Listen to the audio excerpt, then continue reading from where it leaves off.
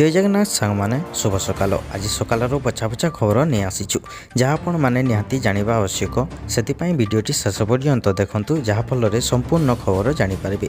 जदि आम चैनल नुआ अच्छा ताहले चैनल को सब्सक्राइब करनियंतु एवं वीडियो को गोटे लाइक करंतु। चलंतु वीडियो उपरे नजर पकेबा। प्रथम अपडेट जानिनबा। सहारा निवेशक को सेमानक निवेश अर्थ फेरस्त पई गत जुलाई मासरे केंद्र सरकार एक पोर्टाल लॉन्च करथिबा बेले प्रथम पर्याये किछि निवेशक को सेमानक जमा अर्थ फेरस्त करा जायथिला। तेबे गत मास 14 तारिख रे सहारा ग्रुपर प्रतिष्ठाता सुब्रत राय वियोग पर जमाकारी को लगिथिला एक बड़ झटका। निज निजर जमा अर्थ फेरिबा पई लक्ष लक्ष निवेशकों आशंका प्रकाश करा जायथिला। तेबे एहा मध्यरे चलित मासरे निवेशकों पई आसीथिला एक बड़ अपडेट। केंद्र कॉर्पोरेट कार्य राष्ट्रपति इंद्रजीत सिंह लोकसभा एक प्रश्न लिखित उत्तर देथिले। सहारा मुख्यଙ୍କ प्रलोक पर जांच और कार्यानुष्ठान अटकिबो नाही। कंपनी आईन अनुसार कौनसी व्यक्ति मृत्यु पर जांच कार्य बाधाप्राप्त हेबो नाही बोली से कहिथिले। तेबे सहारा पोर्टाल आरंभ हेबा परे मध्य अनेक निवेशकों को सेमानक अर्थ रिफंड करा जाय नाही।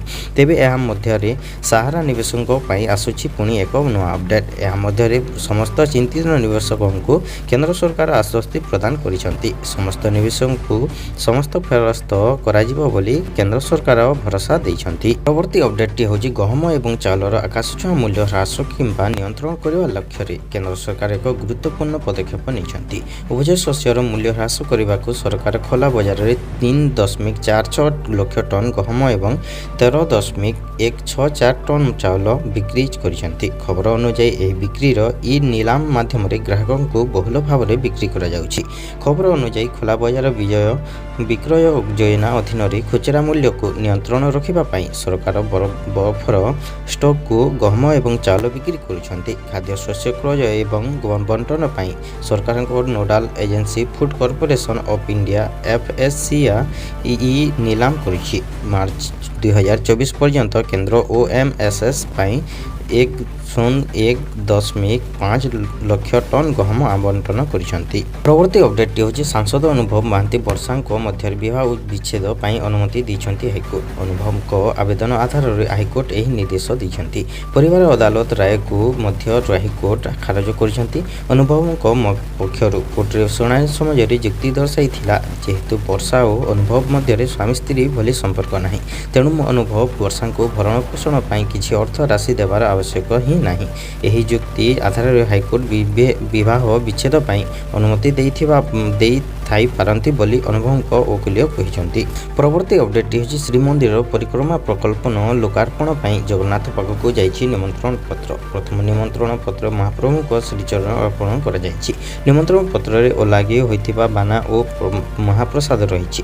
श्रीमंदिर परिक्रमा प्रकल्प संपर्क रे भी विस्तृत तथ्य अछि। काली ठार सेवायत विभाग रे व्यवहृत होई निमंत्रण पई जिवे। राज्य बाहर को 17टी टीम और राज्य भितर 14टी टीम रहिबे। 26 रे मुख्यमंत्री को निमंत्रण पर टीम काम करिबो। प्रति अपडेट होछि 2024 साधारण निर्वाचन पई बाजिलानी बिगुल। राज्यर 3 प्रमुख दल आरंभ करिलेनी रणनीति। 2 जातीय दल विजय और कांग्रेस दिल्ली रे ओडिशा दाखल पई करूछंती प्रस्तुति। अन्य पटरे देशर सबुठी चर्चा रहउतिबा आंचलिक दल बिजु जनता दल लगातार 6ठ थर पई विजय मुकुट पिंधिबा पई अपनाइछि स्वतंत्र रणनीति। कथा नुहे काम विश्वास रखिथिबा बीजेडी सुप्रीमो नवीन पट्टनायक खेलुछंती मास्टर स्ट्रोक। निर्भरयोग्य सूत्रରୁ मिलिथिबा खबर अनुसार खूब शीघ्र पद्मपुरवासी स्वप्न साकार हेबाकू जाउछि। कारण 2022 डिसेम्बर रे पद्मपुर निर्वाचन प्रचार बेले मुख्यमंत्री नवीन पट्टनायक पद्मपुर को जिला मान्यता देवा पाई पद्मपुरवासी को प्रस्तुति देथिले। ठीक वर्ष करे ही एही प्रस्तुति पूरण करिवे नवीन। आसंता 30 तारिख रे पद्मपुर जिला घोषणा करा जिवो। निजे मुख्यमंत्री नवीन पट्टनायक एक बड़ घोषणा करिवे बोले सूचना रखिसंती। परवर्ती अपडेट होछि ओडिशा सर्व ऑर्डिनरी कर्मचारी चयन आयोग बा OSSC पक्षर विज्ञप्ति प्रकाश पाई। राज्य सरकार स्वास्थ्य सेवा परिवार कल्याण विभाग अधीन में नियुक्ति दिजाइबा नहीं सूचना दी जाइछि। राज्यर विभिन्न जिले में थिबा प्रतिष्ठान गुड़िक फार्मासिस्ट एवं बहुमुखी स्वास्थ्य कर्मी पदवी रे नियुक्ति दिजाइबो। एथिपाई डिसेम्बर 22 तारिख आवेदन प्रक्रिया आरंभ करा जिबो नहीं सूचना रही। आग्रही प्रार्थी माने विभाग ऑफिशियल वेबसाइट OSSC.gov.in माध्यम ऑनलाइन आवेदन करि परिबे। परवर्ती अपडेट होछि एणिकी महिला सरपंच नाम रे तांको संपर्क ଶାସନ ଚଳିବ ନାହିଁ। ଏନେଇ ଜିଲ୍ଲାପାଳମାନେ ତଦାରଖ କରିବେ ବୋଲି ରାଜ୍ୟ ସରକାର ଠକୁରକ ଜଣାଇ ଦେଇଛନ୍ତି। ରାଜ୍ୟ ପଞ୍ଚାୟତ ରାଜ ବିଭାଗ ସଚିବ ସୁଶୀଲ ଲୋହାନୀ ସବୁ ଜିଲ୍ଲାପାଳଙ୍କୁ ଚିଠି କରି ଏନେଇ ତାଗଦ କରିଛନ୍ତି। ଏହି ଚିଠିରେ କୁହାଯାଇଛି, ଯେଉଁ ପଞ୍ଚାୟତରେ ମହିଳା ସରପଞ୍ଚ ସ୍ୱାମୀ, ବାପା, ଦିଅର, ପୁଅ କିମ୍ବା ଅନ୍ୟ ସମ୍ପର୍କୀୟ ରାଜ କରୁଛନ୍ତି ସେମାନଙ୍କୁ ଚିହ୍ନଟ କର। ସେମାନଙ୍କ ବିରୋଧରେ କାର୍ଯ୍ୟାନୁଷ୍ଠାନ ମଧ୍ୟ ନିଆଯିବ ବୋଲି କୁହାଯାଇଛି। ତାଙ୍କ ବିରୋଧରେ ଫୌଜଦାରୀ ମାମଲା ରୁଜୁ କରିବା ପାଇଁ ମଧ୍ୟ ନିର୍ଦ୍ଦେଶ ଦିଆଯାଇଛି। ଜଣେ ସରପଞ୍ଚ ଭାବେ ନିର୍ବାଚିତ ହେବ ଆଉ ଜଣେ ଶାସନ କରିବା କାର୍ଯ୍ୟ ଚଳିବ ନାହିଁ ବୋଲି କୁହାଯାଇଛି। ସାଧାରଣତଃ ଯେଉଁଠି ମହିଳା ସରପଞ୍ଚ ଅଛନ୍ତି ସେଠାରେ ସେ ଘରୁ ନ ଯାଇ ତାଙ୍କର ସମ୍ପର୍କୀୟ ପଞ୍ଚାୟତ ଅଫିସ ଯାଇ ସବୁ କଥା ବୁଝୁଛନ୍ତି। ଏପରିକି ପଞ୍ଚାୟତର ବୈଠକ ମଧ୍ୟ ସେମାନେ କରୁଛନ୍ତି। ସରପଞ୍ଚ କେବଳ ତଦାରଖ କରିବା ଛଡ଼ା ଅନ୍ୟ କୌଣସି କାର୍ଯ୍ୟ କରନ୍ତି ନାହିଁ। ଏଥିରେ ସୁଧାର ଆଣିବା ପାଇଁ ରାଜ୍ୟ ସରକାର ଏହି ପଦକ୍ଷେପ ଗ୍ରହଣ କରିଛନ୍ତି।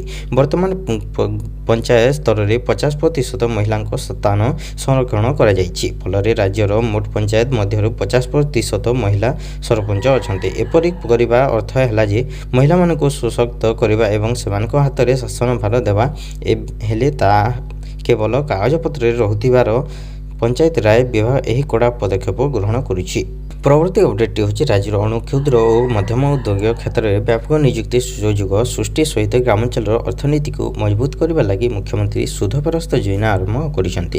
କୋଭିଡ୍ ମହାମାରୀ ରାଜ୍ୟର ଏମ୍ଏମ୍ଇ କ୍ଷେତ୍ର କ୍ଷତିର ସମ୍ମୁଖୀନ ହୋଇଥିଲା। ଏହାକୁ ଦୃଷ୍ଟିରେ ରଖି ଉଦ୍ୟୋଗୀମାନଙ୍କ କ୍ଷତିଭରଣ ପାଇଁ ସରକାର ସୁଧ ଫେରସ୍ତ ବ୍ୟବସ୍ଥା କରିଛନ୍ତି।